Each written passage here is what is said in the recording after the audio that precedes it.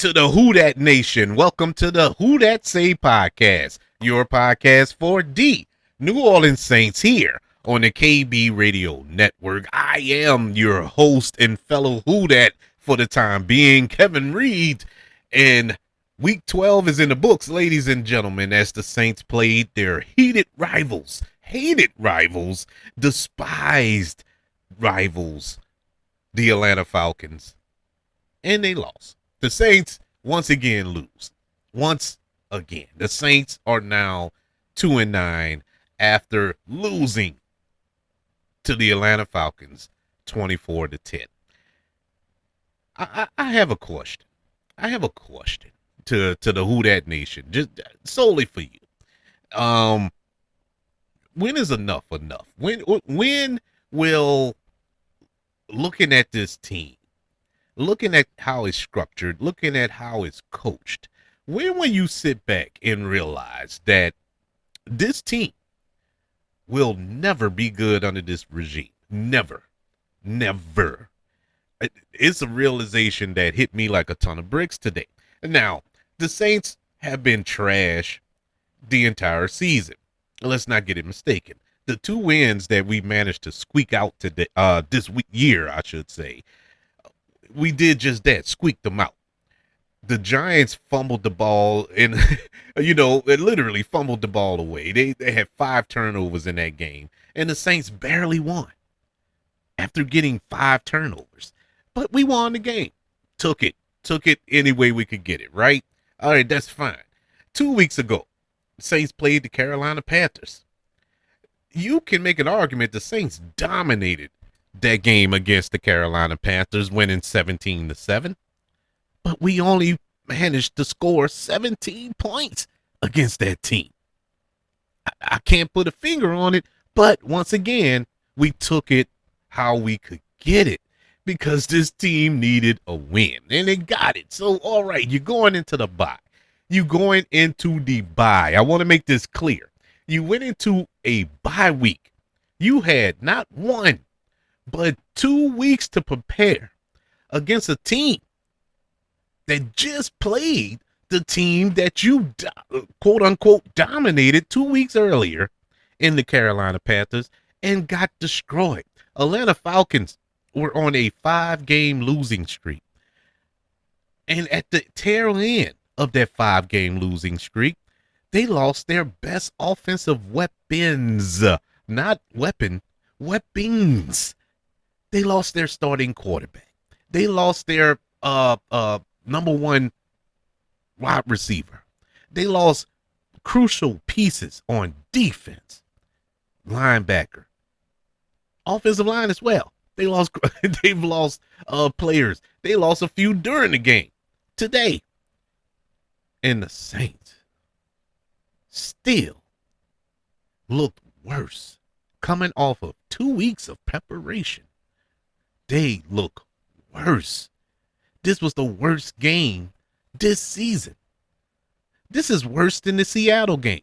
Maybe some of that is a little biased because of the hatred for the Atlanta Falcons. That could play a part. But you look at this game, did you see anything from the Saints offense? I'm not going to pick on the defense today because the defense looked decent today. The defense played well enough to win. And I know you're looking at the 24 points, but a lot of that is give and take. I'm not going to put all that on the defense, but what more can you expect from this defense? This defense got you turnovers. This defense got you stops. This defense got you sacks. They gave you the ball back. There were crucial moments where this defense stepped up. Did they blow coverage on a couple of plays? Of course. Did they break containment on a couple of plays? Of course. But for the most part, the defense played well enough to win. Your offense couldn't get anything going. There is absolutely no identity to this Saints offense. There is zero identity. And now, it is solidified now. It is without a doubt now. The problem is not the quarterback. For everybody that was jumping on the Tyler Shuck bandwagon, thinking that he was the answer, he was the spark that was going to turn this team around. And I've been beating on the drum. No, he will not be the spark. Now, due to some comments that were made, that I just don't like Shuck. I just want Rattler to play and all this other stuff. That was never the case. I have nothing against Tyler Shuck. I reiterate, I have nothing against Tyler Shuck. I need Tyler Shuck to succeed. He's the Saints quarterback. I am a diehard Saints fan. Yes, I need him to succeed, and I think he can be a good quarterback. Unfortunately, the quarterbacks aren't the issue. Tyler Shuck looked just like Spencer Rattler out there. There's no difference. The common denominator is who's coaching them, who's calling the plays, and that is Kellen Moore. He is the issue.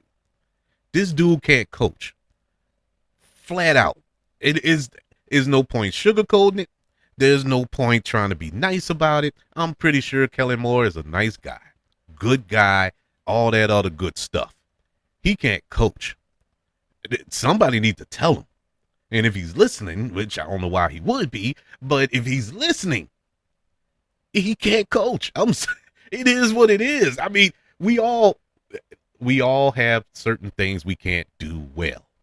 I can't do certain things well, so I don't do them. I know I can't fly a plane, so I stay out of the cockpit. I know I can't coach an NFL football team. That's why I watch it from my recliner. Kellen Moore needs to come to that reality. He can't coach. There's no reason why you should take not one, not two, not three, but 4 trips to the red zone and come up with 3 measly points. One of those trips, you got to the 1-inch line and you still couldn't get the ball in the end zone. I don't understand why this team is allergic to the to the red zone, but they cannot finish a drive. It don't matter who the quarterback is. Now, the narrative was the beginning of the season, the first 6-7 weeks of the season, it was Spencer Rattler's fault. Well, Spencer Rattler wasn't on the field today. So whose fault is it? I would love to know. I'm dying to know. Somebody help me understand why this team has red zone struggles. Doesn't matter who they're playing. Doesn't matter where they're playing at. You're at home and you can't score. Speaking of can't score, while we at it, why is Blake Grupe still on this team? How does he have a job?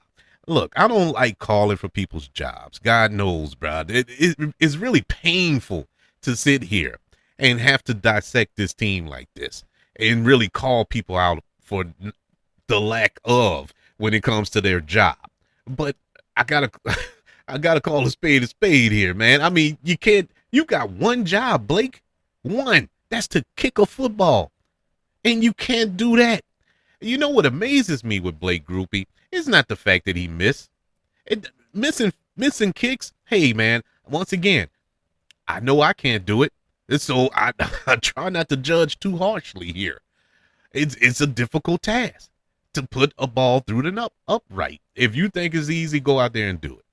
But I know it's difficult. But Blake Grupe, what gets me with his misses, when he misses, he misses. There's no banging off the upright. There's no, oh, it was so close. He just was a little bit outside. It is all over the place. People are catching that in the those balls go so lopsided. I think in the main suites up there in the Superdome, people catch the ball once he kick it. As soon as it leaves his foot, you know that it's over. And in typical fashion, not only does he miss one, but he missed 2 because he gets in his own head and he's going to miss consecutive kicks. It never fails. I knew once he missed that first one, we can expect he was going to miss another one before the day was out. And sure enough, he did. Another thing about that is I can live with you missing 55, 56, 57-yard field goals. I can live with that. As difficult as making a kick is even more difficult to hit it from that distance. This dude missed chip shots. This dude missed chip shot field goals. Badly. Badly. He needs to go. At least bench him. Here's a fact that a lot of Saints fans probably don't know. On the Saints roster right now, the Saints have not one but two field goal kickers on the team. Blake Grupe is not the only one. So there's no reason that he should be forced to go out there and kick the ball. You have another kicker. But they won't do it.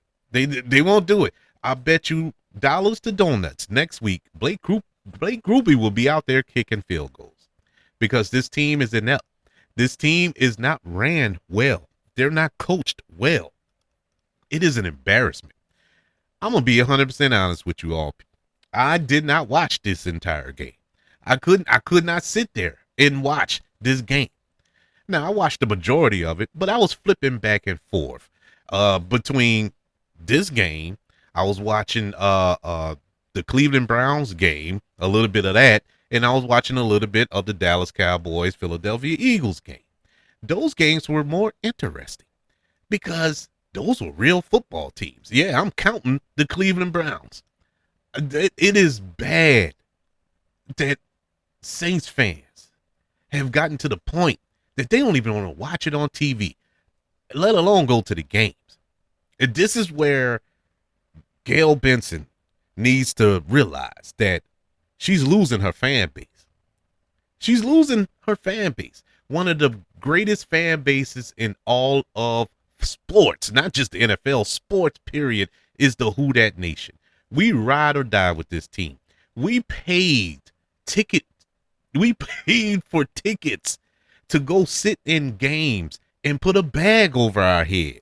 Despite the fact this team was losing, they were still supporting the team. That's how strong of a fan base this is. That's how much love that the fan base has for this team.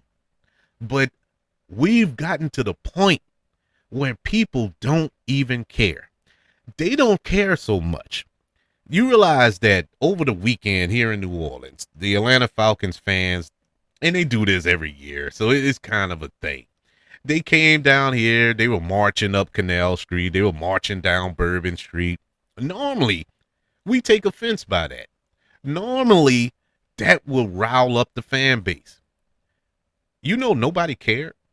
Nobody cared this year.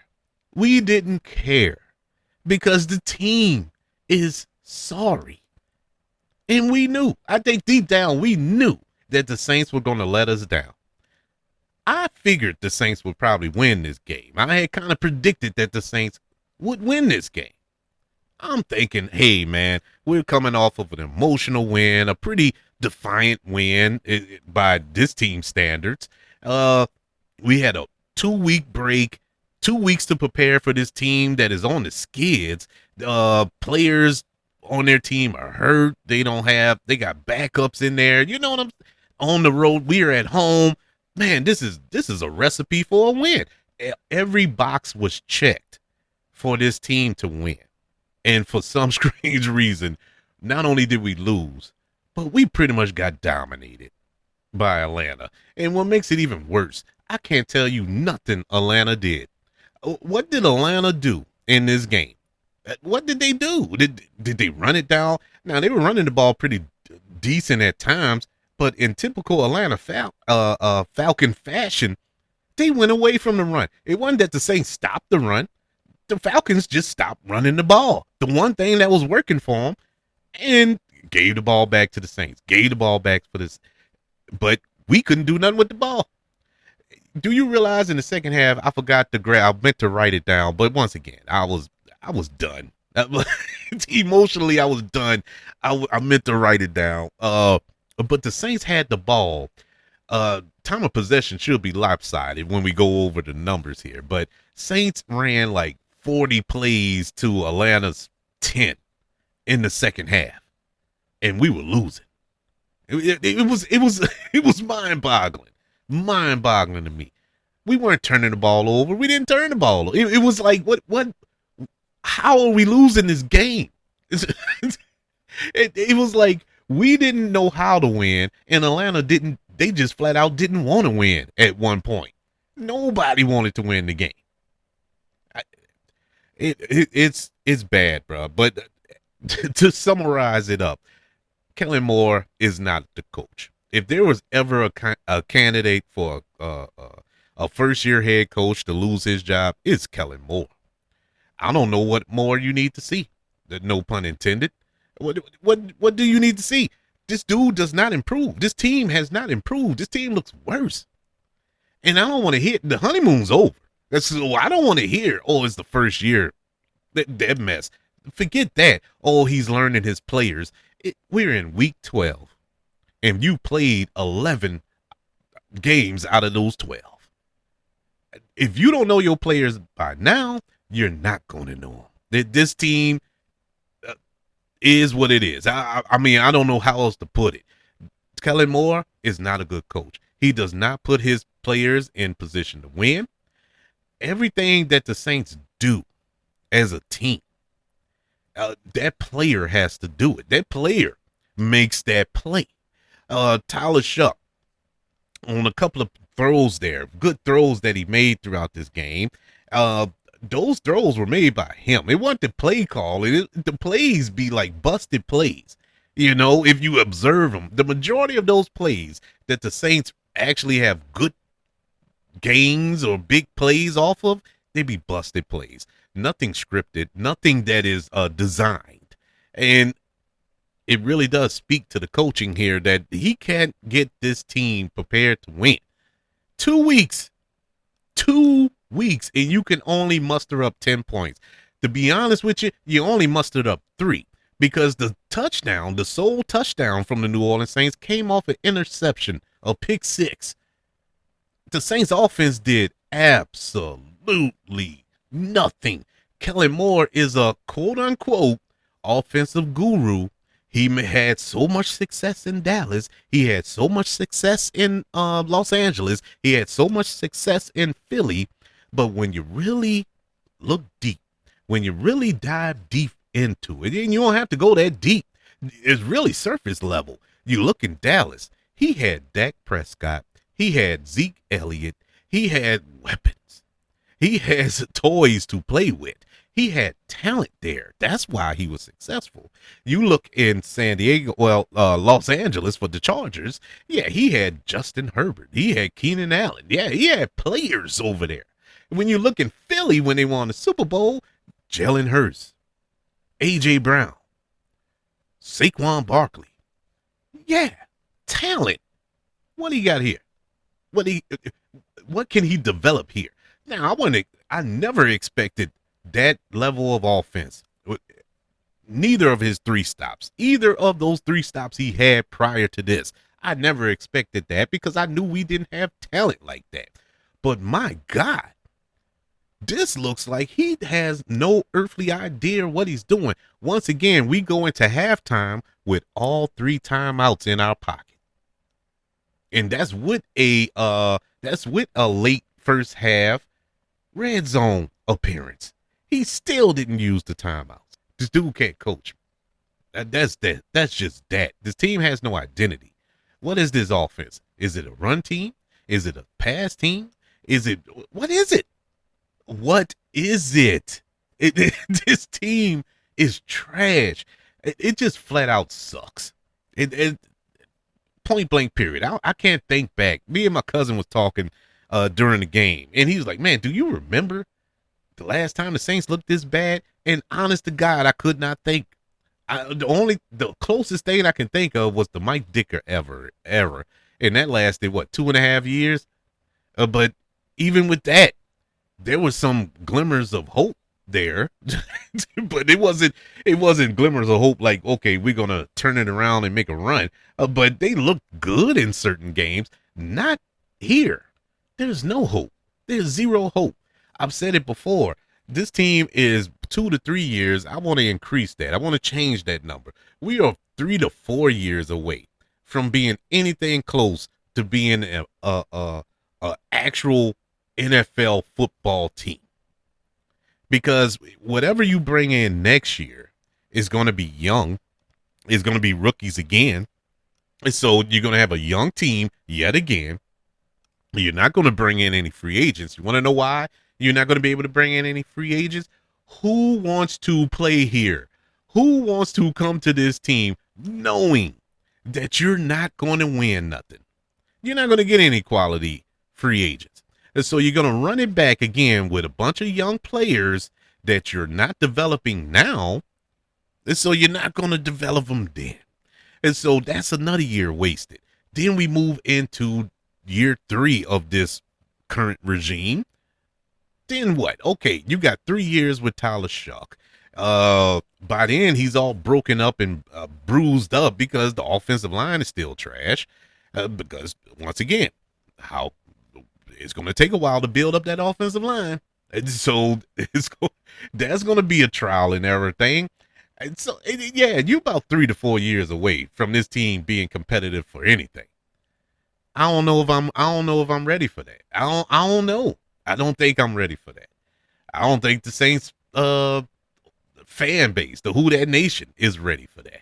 We've been through too much. We've sat here and we tried to be optimistic. We tried to be hopeful for the last 4 to 5 years since Sean Payton left, and nothing. It's gotten worse every year. We are getting progressively worse and worse and worse and worse. But good old Gail Benson, she tells us that Mickey Loomis is phenomenal, and we it's ridiculous for us to think that Mickey Loomis should be fired. Can't make this stuff up. The Atlanta Falcons defeated the Saints today, 24-10.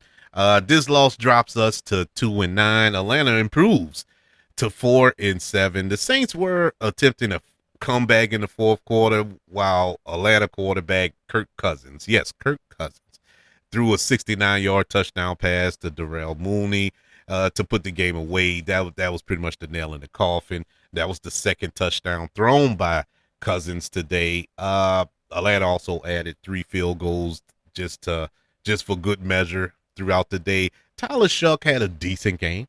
He looked good. He was able to move the ball, but he just couldn't get it in the end zone. Is the bugaboo, especially in the second half. The Saints were stopped on 4th and 1 from the 1, then had to kick a field goal after not being able to score from 4th and goal from the 1. Tyler Shuck ended the game 30 for 43. This dude dropped back 43 times today. You're gonna lose. You're gonna lose. You asking a rookie in his second start to drop back 43 times, and you expect to win? Dude was ridiculous. He was 30 for 43, 243 yards, and 1 interception today. Devin Neal, he got a ton of action today after Alvin Kamara left the game in the first half. It looks like his knee and that tackle where he got folded up, I knew he was done. It looked nasty when it happened. He was already dealing with that ankle that he's been fighting through, battling through for most of the season. Now with this knee injury, who knows? But Devin Neal, he did great. All things considered, he carried the ball 7 times for 18 yards. He also caught 5 passes for 43 yards. So he was productive today, really productive, looked good, looked strong in some of those runs as well. So that's great. Taysom Hill, he saw a lot of snaps as well, which honestly is a problem. It's too much Taysom Hill going on now. Way too much Taysom Hill. And I love Taysom Hill. But You're using him wrong. He doesn't know how to use Taysom Hill. Taysom Hill is more than just a power run guy. You can use him in the passing game. You can use him as tight end. You can use him at fullback. You can, hey, use him as quarterback, actual quarterback every now and then. If you're going to use the gadget thing, use the gadget thing. Use it. Stop playing around with it. Oh, man, whatever. But he had 10 carries for 17 yards. He did attempt 2 passes today, but that didn't play out too well. Chris Olave had 9 catches for 70 yards today. He had a decent game, I guess you could say. Not number one receiver good, but good enough. Justin Reed, no relation. He scored the only touchdown for the New Orleans Saints. He on that 49-yard pick six in the first half. It looked like the Saints had some momentum at that point, but that was it. That was the end of the that was the end of the Saints momentum for the Saints. Like I was saying, speaking of the defense did play decent. I mean, they got a few sacks, man. I mean, Cam Jordan got a sack today. Chase Young got a sack today. I think that was his 4th in the season so far. Remember, he missed the first few games of the season. So this is what we've been missing. You know, he looks pretty decent. The rookie Stallbird, he got a sack today. You know, they like I said, defense, they can actually hold their head up high, in my humble opinion, because they did the best they could under the circumstances. The offense just didn't help them out. You know, you didn't get complimentary football today. Next week, the Saints will travel to Miami to play the Dolphins. Whatever. Whatever. I got no opinion of that. The Dolphins are 4-7 right now. Dolphins gonna win. Spoiler alert. It is bound to happen. Let's go over the stats for this game, I guess. Starting with the passing leaders. I already went over Tyler Shuck. He was 30 for 43, 243 yards and an interception. For the Atlanta Falcons, Kirk Cousins, he was 16 for 23, 199 yards, 2 touchdowns and 1 interception. Leading rusher today for the New Orleans Saints. You ready for this? The leading rusher for the New Orleans Saints was Tyler Shuck. 7 carries for 22 yards. And you want to know why the Saints lost? And for the Atlanta Falcons, Bijan Robinson, 14 carries, 70 yards. Leading receiver for the Saints, of course, was Chris Olave, 9 catches for 70 yards. Darnell Mooney for the Atlanta Falcons. 3 catches for 74 yards and a touchdown. Team stats go as followed. Total yardage, Saints had 293 total yards to the Atlanta Falcons 302. Saints had 2 turnovers to Atlanta's 1. Saints had 21 first downs to Atlanta's 13. Penalties, Saints had 4 penalties today for 36 yards. Not too bad. Atlanta, compared to Atlanta's, that is, who more than doubled the Saints with 9 penalties for 82 yards. 3rd down conversions, Saints once again 5 for 16. Not too bad. It's not good, but it wasn't too bad. Atlanta was 3 for 12. On 4th down, Saints were 2 for 5. Atlanta was 1 for 1 in the red zone. Atlanta was 1 for 2. Saints were 0 for 3. I said 4 before. I thought it was 4 times, but it was just 3. So I guess it wasn't that bad, huh? Time of possession, Saints had the ball for 32 minutes and 51 seconds. Atlanta had the ball for 27 minutes and 9 seconds. Sorry, 9 seconds. So you look at those stats, and you wonder how the Saints lost by 2 touchdowns. Inquiring minds will love to know. I think that's the biggest question on God's green earth. How? You had the ball longer. You converted more 3rd downs. You had more first downs. Please tell me. Tell me. I would love to know how this team lost like they lost. This team looked like they didn't have a chance in you know where to win this game. From the opening kickoff, it just wasn't there.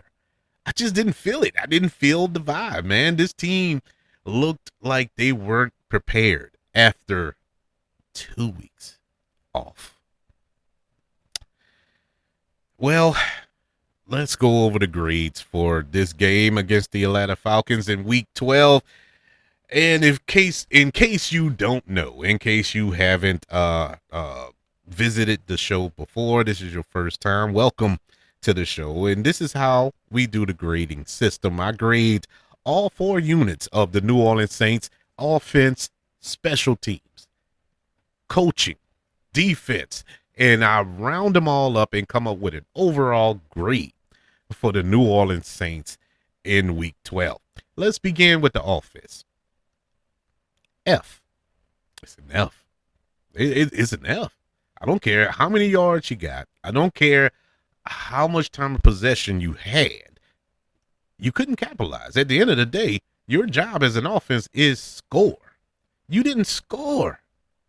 You had the ball more than you literally had the ball half of the game, more than half of the game, and you couldn't score. I don't get this offense. This, like I said, no identity, nothing, no plan, no game plan, no nothing. They just can't. They just went out there and played.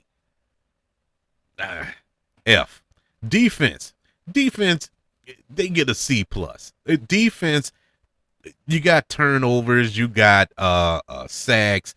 Actually, I'm gonna change my grade, and this is the first time ever. I'm gonna change it mid grading and give them a B minus. It was actually a good performance, good enough to win. I felt they held this team down as long as they could, but the offense, man, the offense did not help this defense at all, at all. Yeah, man, I give the defense a B minus. They're the only ones that can hold their head up in the locker room right now. Special teams gets an F. Thank you, Blake Groupie. Coaching gets an F. And so that leaves an overall grade for the New Orleans Saints in Week 12, a D minus. I'm just, man, I'm so disappointed in this team. This is an embarrassing organization. I have never been more ashamed to be a Saints fan. And for the first time. And I grew up during those. I grew up in the 80s. I grew up watching this team. Well, not watching them. Couldn't even watch the team. Man, because the games wasn't sold out. You had to listen to it on the radio. I remember that time. They were that bad. They were that bad. I wasn't embarrassed then. I wasn't embarrassed during the Dicker era. I wasn't embarrassed doing Jim Haslett. Well, not so much Jim Haslett because he won us our first playoff game. But I wasn't embarrassed. Even with Dennis Allen, I didn't feel this way. And I want to say this. I was public with my criticism. I'm going to be as public with my apology as well. I apologize to Dennis Allen. I thought Dennis Allen was the worst coach in NFL history. I apologize, DA. I was wrong. I was wrong. Kellen Moore said, hold my beer. He is worse than Dennis Allen. Now, does that mean we made a mistake with it? No. No, he's not the worst ever. He still wasn't a good coach, but he wasn't worse than Kellen Moore. Kellen Moore is horrible. I can't see this team succeeding under him. I can't, unless there be some type of deep, like, philosophical change in him, something spiritual in him that'll make him change what he is doing as a coach, because he ain't it, man. He is not it right now as it stands. If you couldn't change after that game, after last week, 2 weeks ago, coming off a bye where you quote unquote evaluated your team, where you looked at everything that worked and didn't work and all this here, and come out here with this, you're not going to change. And so I'm done with Kellen Moore. I have nothing else to say. I don't have nothing positive to say about the guy. Honestly, there is nothing I can say positive about him. Nothing. If you can find something positive about him, please tell me. You can email the show, kbradiopodcast@gmail.com. You can let me know on social media. Just search for the KB Radio Network. Don't forget about YouTube, everybody. Subscribe to the KB Radio Network on YouTube and like this video if you don't mind. Don't forget about the 5 stars, the reviews, and sharing this show if you're listening on Apple Podcasts, Spotify, iHeartRadio, wherever you are currently listening to the Who That Say podcast here on the KB Radio Network. Everybody, thank you for joining me. As painful as it is for this Week 12 recap of the Saints versus the Atlanta Falcons, once again losing by the score of 24-10. The Saints are currently 2-9 on the season, guaranteeing a losing record in 2025. Like I said earlier, the Saints next week will travel to Miami to play the Dolphins.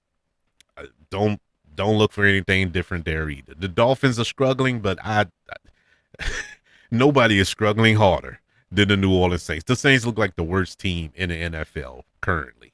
And honestly, they are. I don't know any other team. A lot of people poo-poo on the Jets, but Jets put up a fight.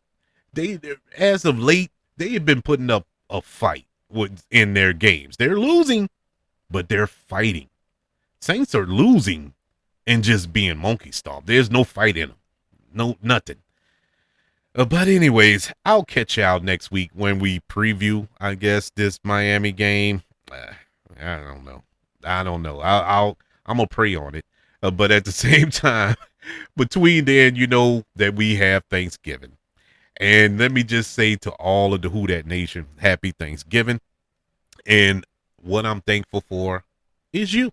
I'm thankful for all of you who support this show, all of the shows here on the KB Radio Network. I really do appreciate it, and I'm thankful for all of you and your support. Have a happy Thanksgiving. Don't eat too much. Enjoy the food, the family, and some football that's going down on Thursday. I will meet you on the other side of Thanksgiving with a preview of next week's game. Until then, I know it's doom and gloom, but I'm still gonna be screaming, "Who dat?"